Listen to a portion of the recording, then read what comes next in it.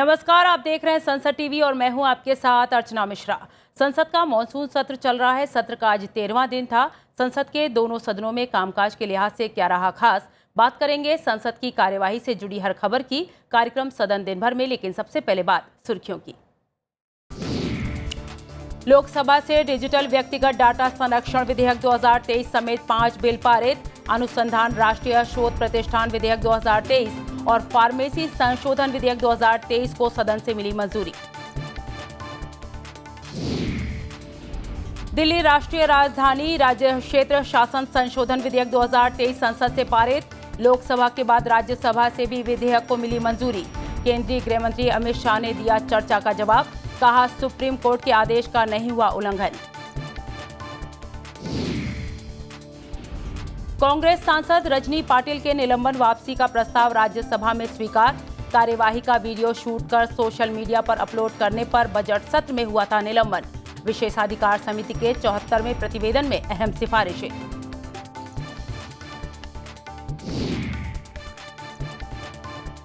सदन दिन भर में सबसे पहले बात करते हैं लोकसभा की कार्यवाही से जुड़ी खबरों की।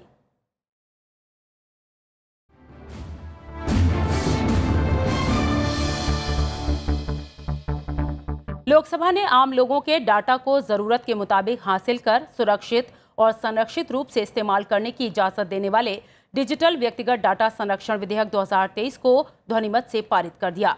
इलेक्ट्रॉनिक्स और सूचना प्रौद्योगिकी मंत्री अश्वनी वैष्णव ने विधेयक पर हुई चर्चा का जवाब देते हुए कहा कि ये निजी डाटा की सुरक्षा वाला विधेयक है। इसके माध्यम से देश के 140 करोड़ लोगों के डाटा को सुरक्षित रखा जा सकेगा और उसका बिना इजाजत के जरूरत से ज्यादा कोई इस्तेमाल नहीं कर सकेगा।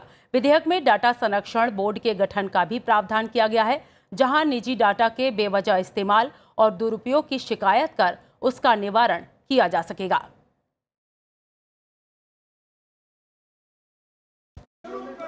आज करीब 90 करोड़ भारतवासी इंटरनेट से जुड़ चुके हैं। 4G, 5G और भारत नेट के जरिए से डिजिटल हाईवे या हाईवे से छोटा गांव भी जुड़ रहा है। ऐसे में इस डिजिटल दुनिया में नागरिकों के अधिकार, सुरक्षा एवं प्राइवेसी के प्रोटेक्शन के लिए ये बिल लाया गया है। माननीय अध्यक्ष जी, पिछले कई वर्षों में अनेक फोरम में, स्टैंडिंग कमेटी में, जॉइंट पार्लियामेंट्री कमेटी में, इन सब में इस विषय पर कई घंटे चर्चा हुई है। इन चर्चाओं के बाद सब चीज़ों को ध्यान में रखते हुए आज ये बिल आपके साथ आपके जरिए से सदन के सामने पेश किया गया। अध्यक्ष जी, इस बिल में 140 करोड़ देशवासियों के डिजिटल पर्सनल डेटा की सुरक्षा की व्यवस्था की गई है। Clause 2, sir, there is no correct definition with regards to harm storage defining a disabled person. Unless we define harm, we cannot define the consequences. Unless we can define the consequences, we can't do the compensation. So I request the minister to clarify on that, sir. आप सभी जानते हैं कि companies द्वारा हमारा data जो है इस्तेमाल किया जाता है और उसका हमें रोज़ जो है स्पैम कॉल्स के माध्यम से जो है हमेशा कॉल आते हैं, मैसेजेस आते हैं। तो मुझे लगता है कि इस नए कानून के कारण मुझे लगता है कि एक अच्छी प्रणाली बनाई जाएगी। इस बिल में वो विशेषाधिकार सरकार अपने पास रख रही है और कहीं ना कहीं हमें ये देखने को मिलता है कि इस बिल के जरिए सरकार ने डेटा को लेकर के सारी शक्तियां अपने आप में सीमित कर ली गई हैं। हम सब जब किसी शॉपिंग मॉल में जाते हैं, हम बच्चे को साथ ले जाते हैं, बच्चे का भी डाटा उसमें आ जाता है। बच्चा 3 साल का होता है तो प्ले स्कूल वाले और कौन लोग का उनके मैसेज आने शुरू हो जाते हैं कि भाई आप किस स्कूल में पढ़े हो गए, हमारे आओ, हमारे प्ले स्कूल में आओ। कुछ व्यवस्था ऐसी है जिसमें कहा गया कि बोर्ड में कोई जुडिशियल बॉडी नहीं है। बोर्ड के ऊपर अपीलेट बॉडी है TDSAT। TDSAT का चेयरमैन एक जुडिशियल मेंबर होता है और TDSAT के ऊपर सुप्रीम कोर्ट है। तो हर एक क्लियरली डिफाइंड व्यवस्था है। इस व्यवस्था में एक जुडिशियल पद्धति के जरिए से कोई भी व्यक्ति अपनी ग्रीवेंस का रिड्रेसल कर सकता है, अपनी समस्या का समाधान कर सकता है। लोकसभा से अनुसंधान राष्ट्रीय शोध प्रतिष्ठान विधेयक 2023 पारित हो गया। केंद्रीय विज्ञान एवं प्रौद्योगिकी मंत्री डॉक्टर जितेंद्र सिंह ने लोकसभा में कहा कि इससे अनुसंधान और विकास को बढ़ावा देने के साथ ही विश्वविद्यालयों, कॉलेजों, अनुसंधान संस्थानों में अनुसंधान और नवाचार की संस्कृति को बढ़ावा मिलेगा। ये विधेयक विज्ञान और इंजीनियरिंग अनुसंधान बोर्ड अधिनियम 2008 को निरस्त करता है और इसके तहत स्थापित विज्ञान और इंजीनियरिंग अनुसंधान बोर्ड को भंग कर देता है। विधेयक में अनुसंधान नेशनल रिसर्च फाउंडेशन की स्थापना का प्रावधान है।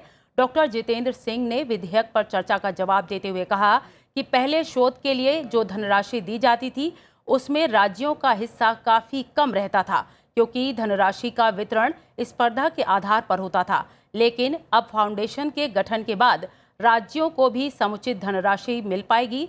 इससे राज्यों के विश्वविद्यालयों को शोध करने में आसानी होगी।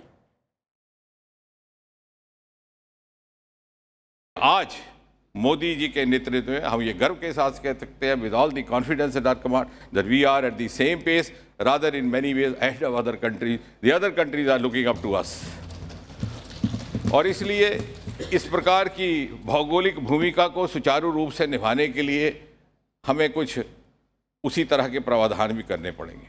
और ये नेशनल रिसर्च फाउंडेशन अथवा राष्ट्रीय अनुसंधान प्रतिष्ठान, कुछ एक देशों ने इस प्रकार के प्रतिष्ठान कायम किए हैं। हम आज उन देशों के साथ जुड़ करके उनसे एक कदम आगे बढ़ने की दिशा में प्रयास कर रहे हैं। So India ranks third among the most attractive investment destinations for technology transaction in the world. और India R&D expenditure in PP terms in total is $68 billion, which is sixth in the world in the total term. Even Egypt and Brazil allocate more substantial resources to R&D. The gap between their investment and ours reflects the pressing need to bolster our research capabilities. जहां देश को इतना फायदा हो रहा है और इतनी इकोनॉमी में मजबूती आई है इस चीज से, तो किसानों को भी कुछ ना कुछ सुविधा ऐसी जरूर दी जाए जो किसानों को लगे कि हम देश की आर्थिक स्थिति मजबूत करने में, और जो मोदी जी का सपना है चौथी से पांचवी फ्लक्चुएट करती हुई आर्थिक जो स्थिति है वो तीसरे नंबर की तरफ चले।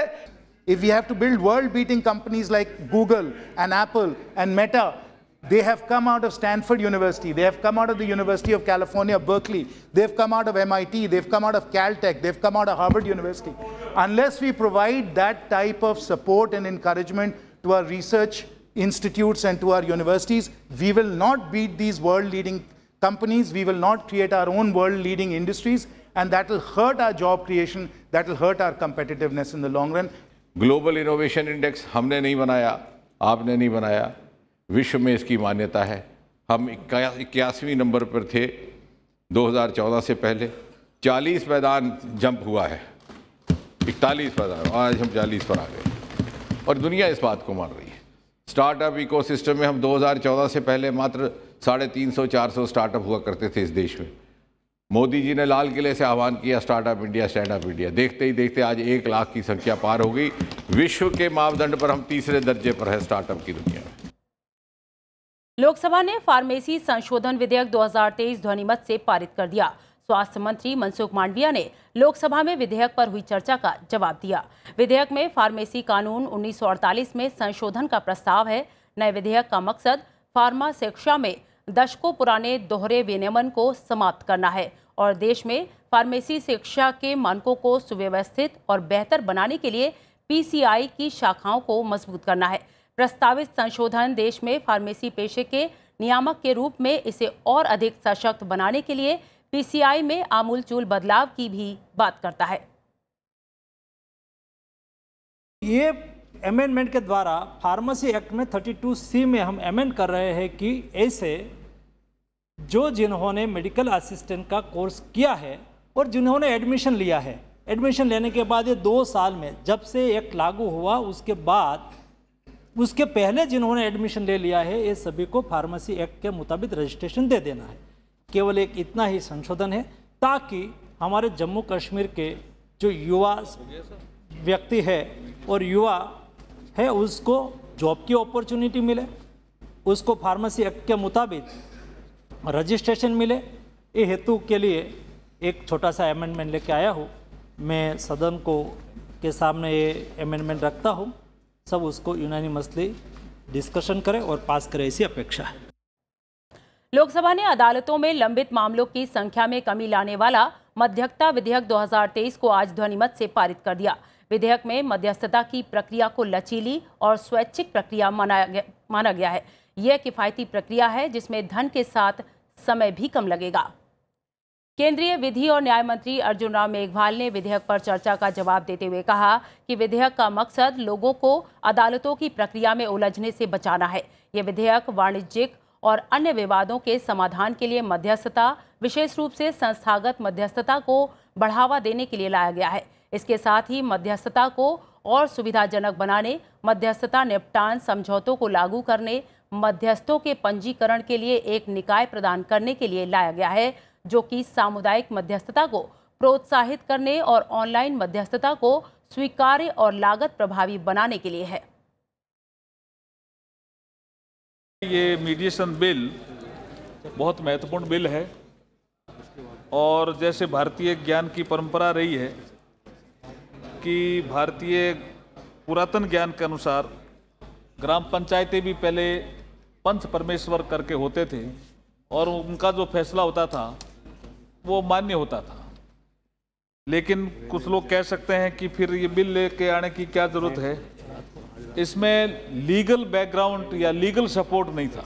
इसलिए प्रधानमंत्री मोदी जी ने सोचा कि वर्तमान में सिविल प्रोसीजर कोड के सेक्शन 89 के तहत जो मीडिएशन सेंटर खुले हुए हैं उसको लीगल सपोर्ट चाहिए और लीगल सपोर्ट देने के लिए, लीगल बैकबोन बनने के लिए मीडिएशन बिल लाया है, क्योंकि इसका एक पर्पज ये भी है कि इससे ईज ऑफ लिविंग होगा। साथ में जब मुकदमा होता है तो पैसा भी लगता है सभापति जी, समय भी लगता है और दुश्मनी भी दुगनी हो जाती है। तो हम पहले क्यों नहीं मीडिएशन के माध्यम से ऐसे मामलों को सेटल करें जिससे मुकदमों की जो भरमार है उसमें भी कमी आए और ईज ऑफ लिविंग भी बढ़े। इसलिए मैं बिल सभा के समक्ष लेकर के आया हूं।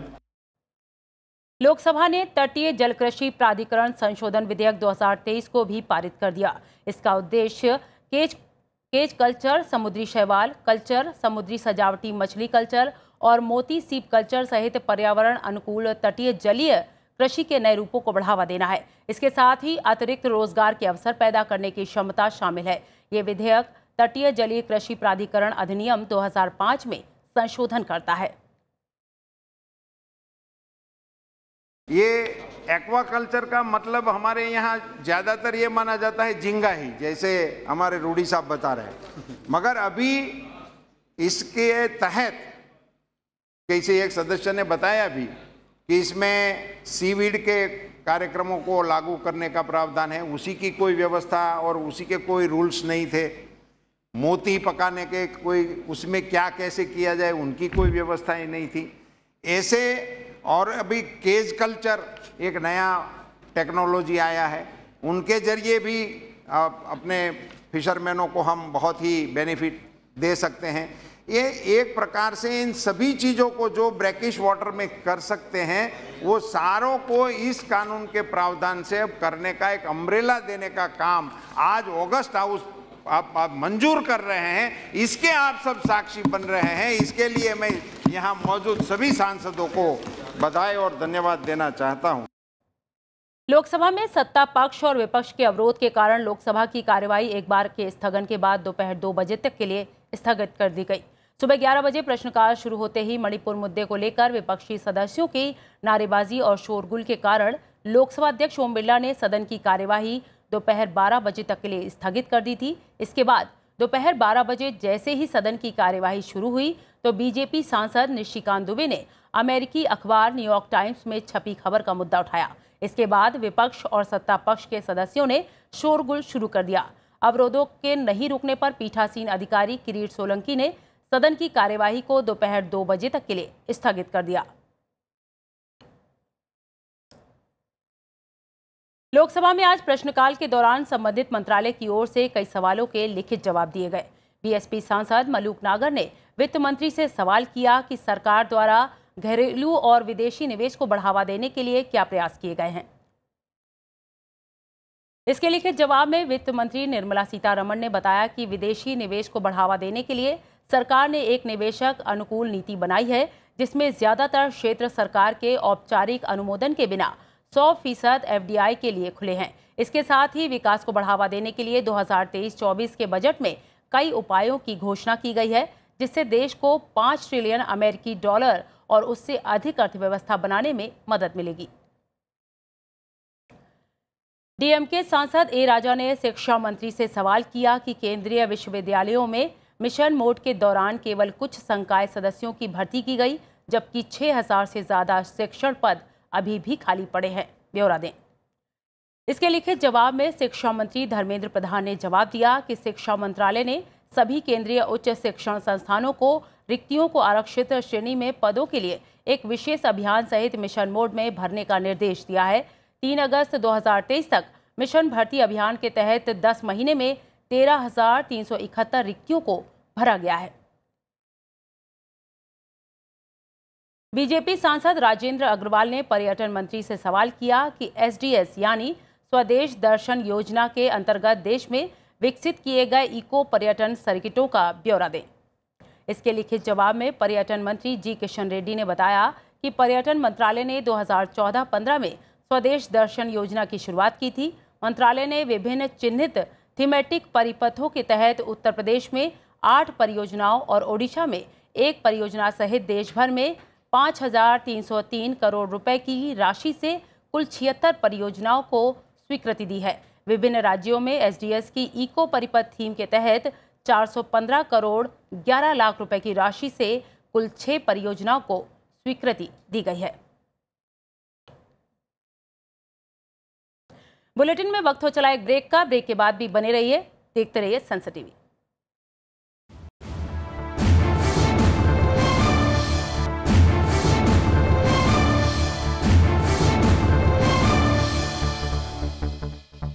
सदन दिन भर में अब बात करते हैं राज्यसभा की कार्यवाही से जुड़ी खबरों की।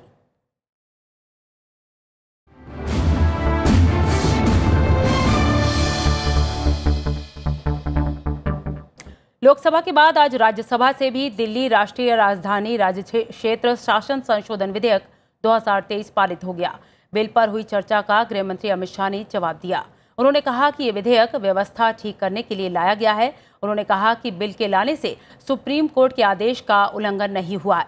यह विधेयक दिल्ली पर मौजूदा केंद्र सरकार के अध्यादेश को बदलने का प्रयास है। अमित शाह ने कहा कि बिल का एक भी प्रावधान गलत नहीं है। हम विधि द्वारा स्थापित व्यवस्था लाए हैं। बिल का मकसद भ्रष्टाचार रोकना है। दिल्ली में राष्ट्रीय राजधानी क्षेत्र दिल्ली सरकार अधिनियम 1991 लागू है। विपक्ष के कुछ सदस्यों ने कहा कि सर्वोच्च न्यायालय के आदेश का उल्लंघन हुआ है और ये बात बिल्कुल गलत है। सर्वोच्च अदालत के निर्णय में स्पष्टता से कहा गया है कि संसद को दिल्ली संघ राज्य क्षेत्र के किसी भी विषय पर कानून बनाने का अधिकार है। मैं आपके माध्यम से पूरे सदन को आश्वस्त करना चाहता हूं कि बिल का उद्देश्य केवल और केवल दिल्ली में सुचारू रूप से भ्रष्टाचार विहीन और लोकाभिमुख शासन हो। अब किसी को भ्रष्टाचार विहीन और लोकाभिमुख शासन में विरोध है तो इसका तो मेरे पास कोई जवाब नहीं है, मगर मैं इतना जरूर आश्वस्त करना चाहता हूं कि बिल के एक भी प्रावधान से मान्यवर पहले जो व्यवस्था थी जब इस देश में कांग्रेस की सरकार थी वो व्यवस्था में किंचित मात्र भी परिवर्तन नहीं हो रहा है। सभी लोग जानते हैं कि इस प्रकार के बदलाव किसी राज्य में नहीं हो सकते, यूटी में ही हो सकते, मगर प्रॉब्लम इसमें राज्य और यूटी का नहीं है। हम है यूटी में, चुनाव यूटी के लड़े हैं और राज्य की पावर एंजॉय करनी है, इसका प्रॉब्लम है। मान्यवर प्रॉब्लम का कोई जवाब भारत सरकार के पास नहीं है, दिल्ली की जनता के पास भी नहीं है, ये सदन के पास भी नहीं है। अपनी मानसिकता को ही बदलना पड़ेगा, सीमित करना पड़ेगा, संयत करना पड़ेगा, तब जाकर मान्यवर इसका रास्ता निकलेगा। मान्यवर क्या हुआ बाद में 91 से 2015 तक ऊपर नीचे कई बार एक दल की सरकार आई, कई बार विपक्ष की सरकार। मैं बहुत जिम्मेदारी के साथ यहां बताना चाहता हूं कि इस बिल से जो ट्रांसफर पोस्टिंग के सेवाओं के काम के लिए जो अधिकार का वर्णन किया गया है, ये सारे अधिकार प्रैक्टिस में यहीं पर वो ही चलते थे। 91 से लेकर 2015 तक मदन लाल खुराना जी मुख्यमंत्री रहे, फिर साहिब सिंह वर्मा बने, फिर थोड़े समय के लिए स्वर्गीय सुषमा स्वराज जी बनी, फिर थोड़े शीला दीक्षित जी बनी, मगर किसी से केंद्र सरकार से झगड़ा नहीं हुआ, किसी को नहीं हुआ, क्योंकि सब लोग विकास करना चाहते थे, सब पावर लेना नहीं चाहते थे। मान्यवर, उस वक्त कई बार कांग्रेस की सरकार थी और हमारी सरकार ऊपर रही, कई बार हमारी सरकार नीचे थी, ऊपर कांग्रेस की सरकार रही। ट्रांसफर पोस्टिंग के लिए कभी झगड़ा नहीं हुआ। उस वक्त यही व्यवस्था से निर्णय होते थे और किसी मुख्यमंत्री को कोई तकलीफ नहीं थी। मगर 2015 में एक आंदोलन के आधार पर बनी हुई सरकार है। और फिर जो बताया कई सदस्यों ने कि केंद्र सरकार पावर हाथ में लेना चाहती है, भैया केंद्र सरकार को पावर हाथ में लेने की जरूरत नहीं है। 130 करोड़ की जनता की कृपा से हमें पावर भारत की जनता ने ही दे दिया। ये अधिकार हमें भारत की जनता ने दिया और कई राज्यों में, पूर्ण राज्यों में भारतीय जनता पार्टी की पूर्ण बहुमत की सरकार चल रही है। कोई पावर लेने की जरूरत नहीं है। एक बिल हम लाए हैं पावर केंद्र में लाने के लिए नहीं, केंद्र ने दिए हुए पावर पर दिल्ली यूटी की सरकार अतिक्रमण करती है, इसको वैधानिक रूप से रोकने के लिए ये बिल लेकर हम आए। दोस्तों, ये बिल एक सिविल सर्विसेज अथॉरिटी बनाता है और उसको व्यापक शक्तियां देता है सुझाव देने की, हर नियुक्ति, हर स्थानांतरण, हर चीज के बारे में, ग्रेड ए अफसर से लेके दानिश अफसर तक व्यापक है, विशाल है। कौन किसी और की सरकार में वित्त का सेक्रेटरी बनेगा, कौन पीडब्ल्यूडी का सेक्रेटरी बनेगा, उनके बीच में अदला बदली कब और कैसे होगी, ये माननीय एलजी करेंगे। यदि उसके क्लॉज को 239AA3B को देखें तो संसद को दिल्ली, संघ राज्य, यूनियन टेरिटरी से संबंधित किसी भी विषय पर कानून बनाने का पूरा अधिकार है। इसमें किसी भी प्रकार का कोई संशय नहीं है। सर्वोच्च न्यायालय के जिस निर्णय का बार बार उल्लेख किया जाता है और हमारे विरोधी उसको अपने हिसाब से प्रयोग करते हैं, उसमें भी बहुत साफ देख लें कि 105 पेज के उस निर्णय में कहीं पर भी सर्वोच्च न्यायालय ने संसद के द्वारा दिल्ली के बारे में कानून बनाए जाने के विषय के ऊपर किसी प्रकार की कोई टिप्पणी नहीं की है। हम एलजी को सोल डिस्क्रिशन देते हैं, स्वयं के विवेक से फैसले लेने की तमाम शक्तियां। आज तक उपराज्यपाल और गवर्नर काउंसिल ऑफ मिनिस्टर्स की एड एंड एडवाइस से बाध्य थे, लेकिन यह बिल उपराज्यपाल को सुपरसीडिंग पावर देता है। आगे सर, यह बिल जितने भी ब्यूरोक्रेट्स हैं उन्हें एक जुडिशियल अथॉरिटी बना देता है। यह कहता है अफसरशाही तय करेगी कि मंत्री का फैसला सही है कि मंत्री का फैसला गलत है।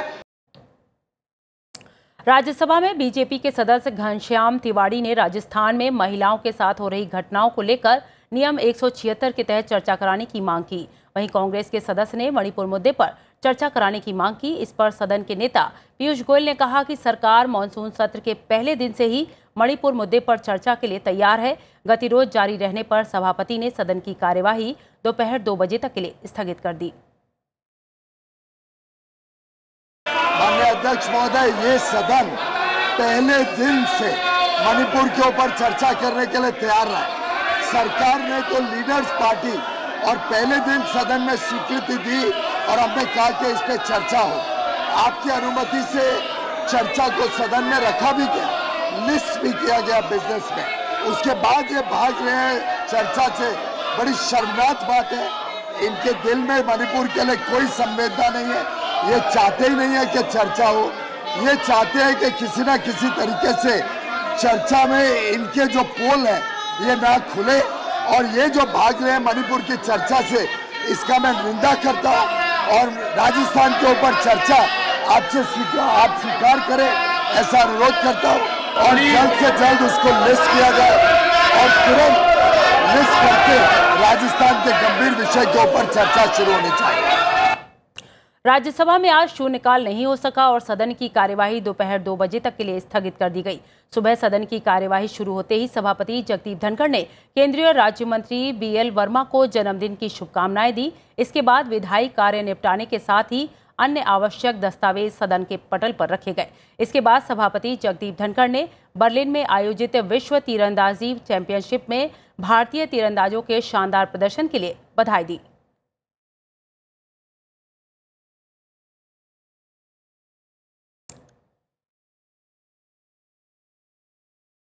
कांग्रेस की राज्यसभा सदस्य रजनी अशोक राव पाटिल का निलंबन समाप्त कर उनकी सदस्यता बहाल कर दी गई। सदन की कार्यवाही शुरू होने पर सभापति जगदीप धनखड़ ने सरोज पांडे को विशेषाधिकार समिति के 74वें प्रतिवेदन को सदन के पटल पर रखने के लिए कहा। इसके बाद रजनी अशोक राव पाटिल की सदस्यता को बहाल करने का प्रस्ताव सदन में रखा गया, जिसे ध्वनिमत से पारित कर दिया गया। रजनी अशोक राव पाटिल को बजट सत्र में राष्ट्रपति के अभिभाषण पर धन्यवाद प्रस्ताव पर प्रधानमंत्री नरेंद्र मोदी के जवाब दिए जाने के दौरान विरोध कर रहे विपक्षी सदस्यों का वीडियो बनाने के चलते निलंबित किया गया था। माननीय सभापति महोदय, मैं एक सदस्य द्वारा कथित रूप से सभा की कार्यवाही की वीडियोग्राफी करने और सोशल मीडिया पर इसका प्रसार करने से उत्पन्न विशेषाधिकार के कथित उल्लंघन के प्रश्न के संबंध में विशेषाधिकार समिति का 74वां प्रतिवेदन हिंदी और अंग्रेजी में प्रस्तुत करती हूँ। निष्कर्ष स्वरूप समिति ने संपूर्ण परिस्थितियों का सिंहावलोकन करते हुए सिफारिश करती है कि सदस्य श्रीमती रजनी अशोक राव पाटिल को विशेषाधिकार के उल्लंघन का दोषी ठहराया जाए। समिति आगे सिफारिश करती है कि अब तक उनके द्वारा काटी गई निलंबन की सजा को पर्याप्त माना जाए और सभा श्रीमती रजनी अशोक राव पाटिल के सभा की सेवाओं से निलंबन को आज से समाप्त करने पर विचार करें। Those in favor will please say aye. Those against will please say no.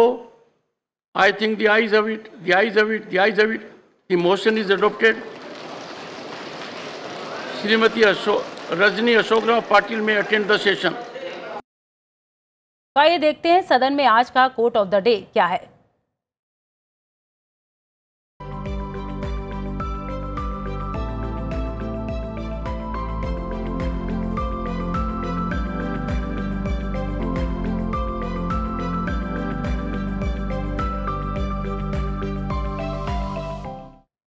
कार्यक्रम सदन दिन भर में आज के लिए बस इतना ही। मुझे दीजिए इजाजत और आप देखते रहिए संसद टीवी। नमस्कार।